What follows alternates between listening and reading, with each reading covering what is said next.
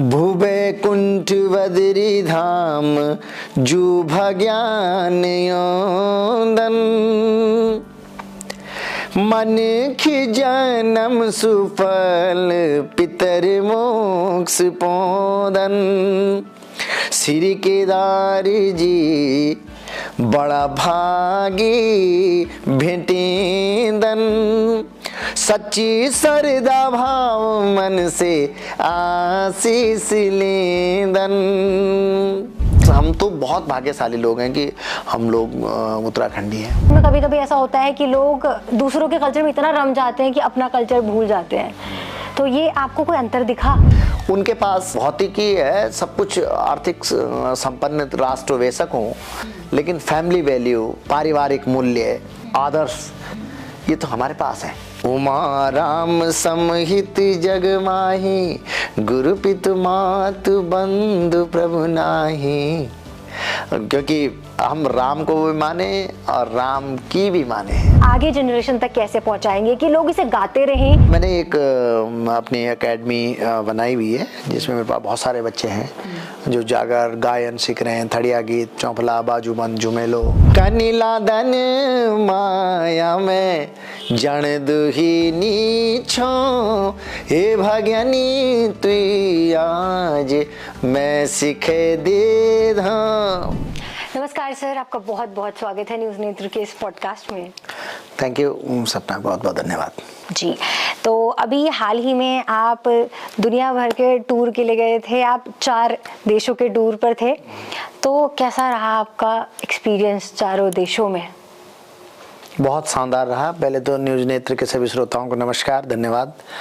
और भरतवंश musical tour in Europe के नाम से ये टूर बनाया गया था और बहुत शानदार 4 क्या बल्कि 5 कंट्रियों में हम लोग गए यूरोप में। बहुत अच्छा रहा, बहुत शानदार टूर जिसको बोल सकते हैं आपकी। हमारे पहाड़ के सपूत वहाँ पर हैं, पहाड़ के ऐसे लोग हैं जिन लोगों ने अपनी कर्म भूमि में अपने संगीत को संजो के रखा हुआ है।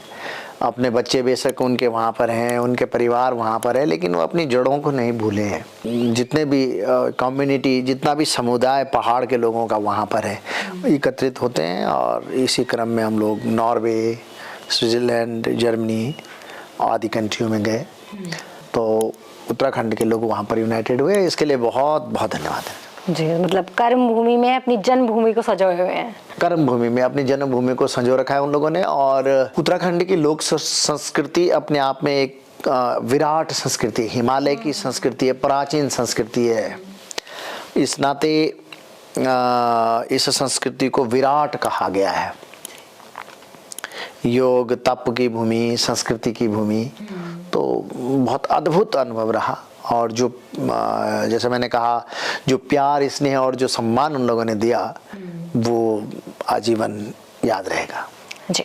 आपने नॉर्वे का जिक्र किया ना अभी, तो नॉर्वे में कैसा रहा? आपने मतलब आपका पूरी जर्नी बताइए, हमारे दर्शक भी जानना चाहेंगे कि कैसे ये दिन। बहुत अच्छा रहा। ये कार्यक्रम लगभग 6 महीने पहले डिसाइड हो गया था कि प्रीतम भरतवान का एक टूर बनाया जाए यूरोप का। और वहाँ पर हमारे जो जितने भी एसोसिएशंस हैं, जितने भी लोग हैं, उन्होंने टूर बनाया। और हम लोग, मेरे साथ म्यूजिशियन थे, 2 म्यूजिशियन थे, मेरी वाइफ मेरे साथ थी। हम लोग गए, बहुत आनंद से गए। सबसे पहले हम नॉर्वे, एक यूरोप का बहुत खूबसूरत देश है, और उत्तराखंड एसोसिएशन ऑफ नॉर्वे करके उन्होंने बनाई हुई है।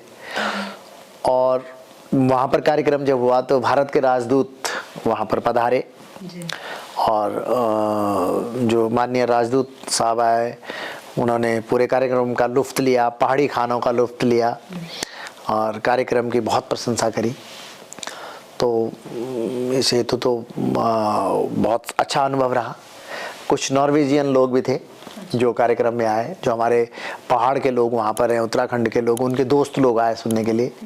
क्योंकि संगीत का तो कोई ऐसा स्पेशल ऐसा होता नहीं, हाँ, या लेना देना नहीं है, बाउंड्री। वो तो सुर है, वो सुर यहाँ भी वही होगा, सुर कर्णप्रिय यहाँ भी होगा, तो वो अमेरिका में भी होगा, यूरोप में भी होगा। तो बहुत ज़बरदस्त कार्यक्रम रहा, बहुत शानदार।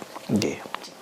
तो जब आपने वहाँ गाने वगैरह गाया होगा तो वो गाने में और कल्चर में कितना अंतर आप देख रहे हैं? जैसे यहाँ से लोग वहाँ चले गए, अब उसके बाद वहाँ के कल्चर में कभी कभी ऐसा होता है कि लोग दूसरों के कल्चर में इतना रम जाते हैं कि अपना कल्चर भूल जाते हैं, तो ये आपको कोई अंतर दिखा उन लोगों में? कल्चर तो हमारे यहाँ है ना, सांस्कृतिक रूप से समृद्ध लोग तो भारत है ना, उनके पास भौतिकी है, सब कुछ आर्थिक संपन्न राष्ट्र वैसक हो, लेकिन फैमिली वैल्यू, पारिवारिक मूल्य, आदर्श, ये तो हमारे पास है, ये तो भारत के पास है। और भारत का भाल हिमालय, भारत का मुकुट हिमालय है, और हिमालय की लोक संस्कृति आज दुनिया के पास यश, वैभव, कीर्ति सब कुछ है, लेकिन जो पारिवारिक वैल्यू है, जो एक आध्यात्मिक ऊर्जा है, उस ऊर्जा की तो कमी संसार में है ही, उसका दाता भारतवर्ष है। भारत विश्व गुरु यूं ही नहीं है, और हिमालय तो पूरे भारत का तपोवन का केंद्र है। तो हमारे यहाँ के जो लोग जा रखे हैं वहाँ पर, वो अपने कामों में हैं, आईटी में हैं, हमारे यहाँ के लोग साइंटिस्ट हैं और बहुत सारे उद्योग हैं। तो उन लोगों ने वहाँ पर रहते हुए अपनी लोक संस्कृति की जब उनको याद आती है कि भाई हम अपनी जड़ों की याद करें और अपनी जनरेशन को रिकॉग्नाइज कराएं कि भाई हम वहाँ के लोग हैं जहाँ प्रातःकाल उठ करके नौबत बजती है, जहाँ डौर तखली, हुड़का तखली, ढोल दमों की धुयाल बजती है। तो उसी हेतु जब वहाँ पर एकत्रित होते हैं तो उनकी जो जनरेशन है, उनकी जो पीढ़ी है आगे वाली, तो बड़े खुश होते हैं बच्चे, और वही उनका उद्देश्य है। ये इसके लिए उनको बहुत बहुत धन्यवाद, और हमारा सौभाग्य कि उन्होंने हमको ये अवसर दिया। जी, आपने अभी कुछ तस्वीरें भी देखी, आप मंदिरों के भी आपने दर्शन किए हैं वहाँ पर, तो ये नॉर्वे का मंदिर, जी जी जी, तो कैसा रहा वहाँ का एक्सपीरियंस? नॉर्वे में भारतीयता है, और लगभग बताया जाता है कि करीबन 20-30 हजार लोग होंगे भारतीय समुदाय के लोग वहाँ पे। तो भारतीय सनातन धर्म मंदिर एक वहाँ पे है, तो बहुत अच्छा, बहुत शानदार मंदिर वहाँ पर भारतीयों ने बना रखा है।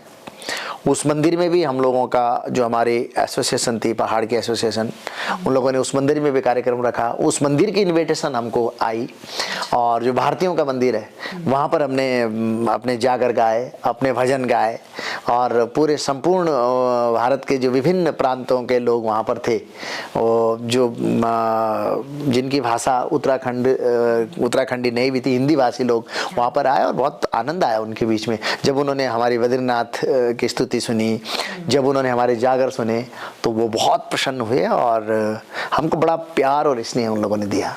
तो एक स्तुति हमारे दर्शकों के लिए भी। भूवैकुंठ बद्री धाम जू भज्ञान योदन, मन की जन्म सुफल पितर मोक्ष पोदन। श्री केदार जी बड़ा भागी भेटेंदन, सच्ची श्रद्धा भाव मन से आशीष लेंदन। आदि गुरु शंकराचार्य जी की तप अस्थिली, योगी ध्यानी ऋषि मुनियों की तप स्थली। गुरु जी ने कल्याण काय तीर्थ को भेद बताए, पुराण अर पुरोहित महात्म बतौदन। मन की जन्म सुफल पितर मोक्ष पोदन। भूवैकुंठ बद्री धाम जू भज्ञान योदन, मन की जन्म सुफल पितर मोक्ष पोदन। ये उन्होंने सुना तो उनको बहुत पसंद आया, और है भी धरा के सर्वश्रेष्ठ और भगवती मोक्षदायिनी, भगवती गंगा, केदार बाबा, बद्री विशाल। आपने उत्तराखंड समा दिया एक गाने में। ये हमारे पास, हम तो बहुत भाग्यशाली लोग हैं कि हम लोग उत्तराखंडी हैं। बहुत पसंद आया पूरे भारतीयों को। जी, धर्म के बारे में क्या विचार हैं आपके? हमारा जो हिंदू धर्म है, सनातन धर्म, ये सबसे प्राचीन एक जीवन जीने की शैली है, जहाँ साक्षात्कार अपने आप से होता है, ब्रह्म से होता है, ईश्वर से होता है। और मैं तो एक ऐसे वंश से आता हूँ, ऐसे परिवार से आता हूँ जहाँ लोक देवी देवताओं की स्तुति गायन से होती है। जिस भूमि में हमारा जन्म हुआ है, इस भूमि का वर्णन शब्दों में नहीं किया जा सकता। और कम से कम हम हमारे जैसे बहुत जो बिल्कुल एक भक्त हैं, बहुत एक सूक्ष्म हैं, हम बालक हैं, हमारे बस का, हम तो सिर्फ हाथ जोड़ सकते हैं कि माते प्रणाम, बद्री विशाल भगवान की जय हो। तो मेरी आस्था भगवान शिव का तो ये ससुराल है, स्थान भी है, कैलाश में वो रहते हैं। राम के आराध्य शिव और शिव के आराध्य राम। तो ये तो वो भूमि है। और अभी तो बहुत अच्छा हुआ कि 22 तारीख को भगवान राम, यही पूछने वाली थी। जी जी जी जी, कि अभी पूरे देश में जो धर्ममय माहौल हो रहा है। हाँ, राम में माहौल है। सिया राम में सब जगह जानी, करो प्रणाम जोरी जुग पानी। राम घट में है, राम अयोध्या में, जहाँ भगवान राम की जन्मभूमि है, जहाँ कौशल्या माँ के सम्मुख प्रकट हुए थे श्री हरि राम का अवतार लेकर के। वो नारायण बहुत लंबे अंतराल के बाद 500 सालों के पश्चात जहाँ पर वो विद्यमान थे, वो पुनर्स्थापना उनकी हुई है। और पूरा संसार, पूरी दुनिया राममय है। राम, राम मतलब हृदय, राम मतलब कण कण, राम मतलब क्षण क्षण। तो ये ऐसा दुर्लभ संयोग, सद संयोग जो 22 जनवरी को हुआ, वो इतिहास में सोने और हीरों की वर्णमाला अक्षरों में लिखा गया है। और आज रामलला वहाँ विराजमान है। भगवान राम, मर्यादा पुरुषोत्तम राम, एक ऐसा अध्यात्म जगाते हैं जिससे जीवन सरल हो जाता है। तो ये ऐसा दुर्लभ क्षण था, इसको प्रणाम करते हैं।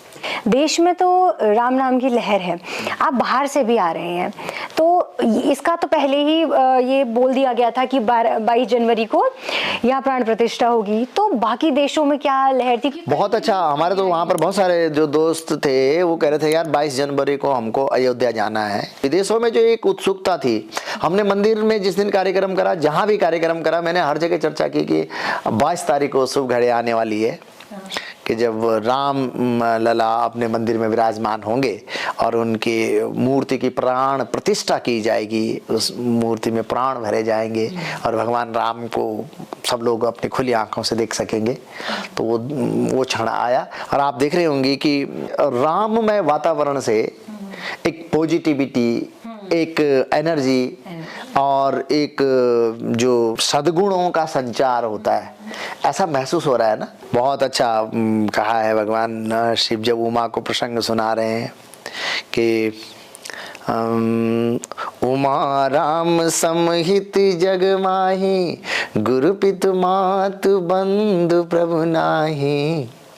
क्योंकि राम, हम राम को भी माने और राम की भी माने, राम की बात भी माने। जिस अयोध्या को हमने बालकांड में पढ़ा है, जिस अयोध्या को हमने गुरुजनों के श्रीमुख से सुना है, जिस अयोध्या को हमने आचार्य श्रेष्ठ मुनियों के श्रीमुख से सुना है, उस अयोध्या में रामलला विराजमान हो गए। तो ये एक अद्भुत खुशी है और बहुत जल्दी अब अयोध्या जाना होगा। वैसे तो सफर पूरा ही खास होता है, लेकिन कुछ चीजें ऐसी होती हैं जो जीवन भर रह जाती हैं, किस्से कहानियों में बस जाती हैं। तो आपकी इस जर्नी के, जो भी चारों देशों की जर्नी है, इस जर्नी में ऐसा कोई स्मरण हो आपको, जो एक्सपीरियंस बहुत खास रहा हो, जो आपको? बहुत सारे एक्सपीरियंस है। हम लोग जब स्विट्जरलैंड में कार्यक्रम कर रहे थे तो एक डॉक्टर ग्राफ करके थे, वो वहाँ पर आए थोड़ी देर के लिए आए थे, लेकिन जब उन्होंने हमारी ढोल की थाप सुनी, ओढ़के की गूंज सुनी और उनको गाने अच्छे लगने लगे, तो फिर उन्होंने नृत्य भी करा। तो उनको बहुत अच्छा लगा कि अरे डॉक्टर यहाँ पर हैं, वो आए हैं, और वो जो वहाँ पर आयोजक थे उनके मित्र थे, उन्होंने उनको बुलाया हुआ था। तो वो जाते जाते कह गए कि यार वेरी वंडरफुल, मैं बहुत खुश हूँ और मेरा नाचने का मन करा। उन्होंने पूरे कार्यक्रम में को एंजॉय करा। तो अच्छे अनुभव हैं। और वहाँ पर हमारी माता बहनों पे देवियों का अवतरित होना और बड़ा अच्छा, बहुत शानदार अनुभव लोगों के साथ मैं बयान नहीं कर सकता। उनके प्यार और उनके आशीष को मैं शब्दों में बयान नहीं कर सकता जी। अगर हम जागर की बात करते हैं, अभी हाल ही में कुछ टाइम पहले भी एक अंतरा मूवी भी आई थी, तो मूवी में भी देवी देवताओं के बारे में बात है। तो उत्तराखंड में देवी देवताओं का होना बहुत आम बात है, जागर में भी है। तो इस पर आप अगर दर्शकों को बताएंगे, उन लोगों को भी बताएं, क्योंकि कभी जब आप बाहर जाते हैं और बाहर जाके लोगों को अगर हम देखें तो उनको ऐसा लगता है कि ये हुआ क्या है, उनको समझ भी नहीं आता है। जो हमारे यहाँ देवी देवताओं की स्तुति या देवी देवताओं की आराधना गाई जाती है, उसको हम जागर बोलते हैं। जब हम अपने आराध्य देव को, जब हमारे इष्ट ऐसी अलौकिक शक्ति का सुमिरण करते हैं, जिस समय वो हमारे सामने, हम सांस ले रहे हैं, हमें दिख नहीं रही है, पर है तो सही। बहुत सारी चीज़ें हमारी ऐसी होती हैं जो दिखती नहीं पर वो हैं, वही ईश्वर है। और यहाँ तो प्रत्यक्ष प्रमाण है, देवभूमि में तो यहाँ तो देवी देवताओं के साथ हमारे यहाँ आज भी बहुत सारी जगह बाकी देवता क्या बोलते हैं उनको, तो हमारे यहाँ तो देवी देवताओं से बात करने वाले लोग हैं। और उसका परिणाम भी है कि हमारे यहाँ सब लोग ऐश्वर्य वैभवशाली भी हैं। ऐसी स्थिति में जब उनका गायन होता है, देवी देवताओं का गायन होता है, तो कोई भी जब आस्था से, भाव से और हृदय से उस गायन के साथ, उन सुरों के साथ अपने आप को कनेक्ट कर देता है, और वो बातें अवचेतन में जाकर के ये सुकून देने लग जाती है कि जो उनका आराध्य है उसी की बात गाई जा रही है। तो वो उस स्थिति में जाकर के अपने आप को एक उत्साहित महसूस करते हैं, अपने आप को उस आराध्य में समाहित पाते हैं, और फिर नृत्य मुद्रा आ जाती है। नृत्य मुद्रा में आकर के वो नाचने लग जाते हैं। वो एक तरह की भक्ति है, यही नृत्य है। जब आदमी देवी आकर के या देवता आकर के नाच रहा होता है, तो वो उसके साथ उसका देवता नाच रहा होता है, हमारे साथ हमारा देवता नाच रहा होता है, हमारी देवी नाच रही होती है। ये हमारे अंतःकरण के भाव होते हैं। और फिर अगर ऐसा हो गया तो फिर वो जो एक अलौकिक शक्ति है, जिसको आप दुर्गा बोलो, महामाया, माहेश्वरी, अनंता, भवफिरेता, शाकंभरी, जगतबंदनी, त्रिलोकेश्वरी, महादेवी, वही है। वो जैसे ही आप पे, जैसे आप उसका, उस शक्ति का, अलौकिक शक्ति का जो है, उस ऊर्जा को कोई भाग्यशाली महसूस कर सकता है। उस ऊर्जा को आपने गायन के समय, श्रवण के समय, सुनने के समय महसूस कर लिया, तो फिर तो आप भाग्यशाली हैं। तो सर, बहुत से लोगों ने जागर गाया, लेकिन प्रीतम भरतवान ने ऐसे गाया कि आज जागर सम्राट आपको कहा जाता है।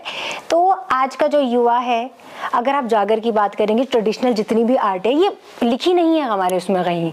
तो अगर ये लिखा ही नहीं है, तो इसके लिखने के ऊपर आप कुछ विचार रखते हैं?